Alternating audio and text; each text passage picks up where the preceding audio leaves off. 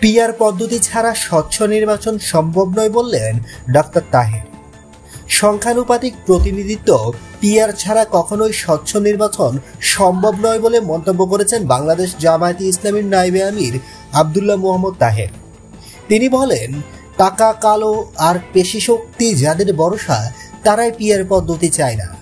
এ সময় বিএনপি ছাড়া সব রাজনৈতিক দলকে এক মঞ্চে আসার ইঙ্গিত দেন তিনি। রোববার বিকেলে রাজধানীর রমনা ইঞ্জিনিয়ার্স ইনস্টিটিউশন মিলনায়তনে দলের এক আলোচনা সভায় তিনি এসব কথা বলেন।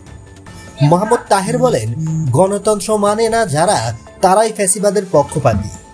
জনগণের মতামতকে গুরুত্ব দিয়ে অবাধ, সুষ্ঠু ও উৎসবমুখর পরিবেশে নির্বাচন আয়োজনের দাবিও জানান তিনি। অন্যদিকে জুলাই ঘোষণাপত্র জনগণ মানেনি উল্লেখ করে দলটির সেক্রেটারি জেনারেল মিয়া গোলাম ফরোয়ার বলেছেন, জুলাই ঘোষণাপত্রের আইনি ভিত্তি না দিয়ে যদি নির্বাচন হয় তাহলে আরেকটি শেখ হাসিনা জন্ম হবে। তিনি আরো বলেন, পিআর পদ্ধতির পক্ষে দেশের অধিকাংশ মানুষ যত দিয়েছেন, যা বিভিন্ন জরিপেও উঠে এসেছে। কিছু দল সাধারণ মানুষকে বিভ্রান্ত করার জন্য পিআর পদ্ধতি ও ইলেকট্রনিক ভোটিং মেশিন ইভিএমকে এক করে বক্তব্য দিচ্ছে বলে অভিযোগ করেন তিনি।